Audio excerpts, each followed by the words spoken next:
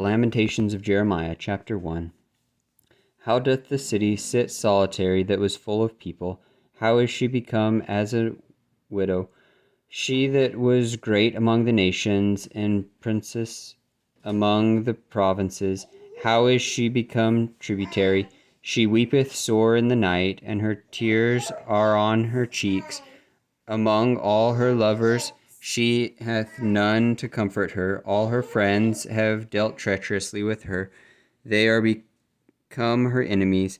Judah is gone into captivity because of affliction and because of great servitude. She dwelleth among the heathen. She findeth no rest. All her persecutors overlook her between the straits. The way of Zion do mourn, because none come to the solemn feasts. All her gates are desolate. Her high priests sigh. Her virgins are afflicted, and she is in bitterness. Her adversaries are the chief, her enemies prosper, for the Lord hath afflicted her for the multitude of her transgressions.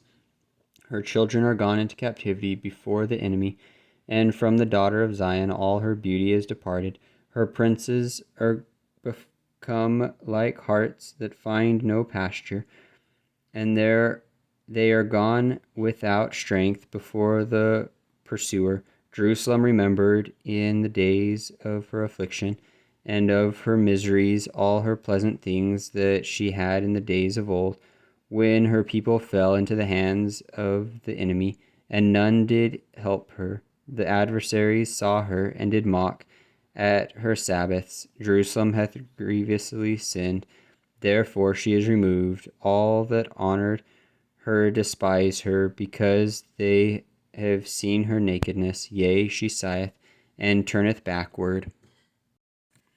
Her filthiness is in her skirts. She remembered not her last end, therefore she came down wonderfully. She had no comforter. O Lord, behold my affliction. For the enemy hath magnified himself, the adversary hath spread out his hand upon all her pleasant things. For she hath seen that the heathen entered into her sanctuary, whom thou didst command that they should not enter into thy congregation. All her people sigh, they seek bread. They have given their pleasant things for meat to relieve the soul. See, O Lord, and consider, for I am become vile. It is nothing to you, all ye that pass by. Behold, and see if there be any sorrow like unto my sorrow, which is done unto me, wherewith the Lord hath afflicted me in the day of his fierce anger. From above hath he sent fire into my bones, and it prevaileth against them. He hath spread a net for my feet. He hath turned me back. He hath made me desolate and faint all the day. The yoke of my transgressions is bound by his hand. They are wreathed, and it came up upon my neck. He hath made my strength to fall. The Lord hath delivered me into their hands, from whom I am not able to rise up. The Lord hath trodden under foot all my mighty men in the midst of me. He hath called an assembly against me to crush my young men. The Lord hath trodden the virgin, the daughter of Judah, as in a winepress. For these things I weep. Mine eye runneth down with water, because the Comforter that should relieve my soul is far from me. My children are desolate, because the enemy prevailed. Zion spreadeth forth her hands, and there is none to comfort her. The Lord hath commanded concerning Jacob, that his adversaries should be round about him. Jerusalem is as a menstruous woman among them. The Lord is righteous, for I have rebelled against his commandment. Hear, I pray you, all people, and behold my sorrow. My virgins and my young men are gone into captivity.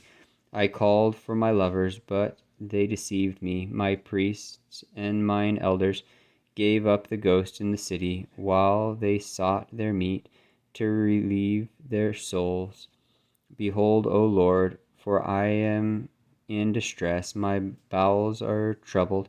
Mine heart is turned within me, for I have grievously rebelled. Abroad the sword bereaveth. At home there is as death. They have heard that I sigh. There is none to comfort me. All mine enemies have heard of my trouble. They are glad that thou hast done it. Thou wilt bring the day that thou hast called, and they shall be like unto me. Let all their wickedness come before thee, and do unto them as thou hast done unto me. For all my transgressions, for my sighs are many, and my heart is faint.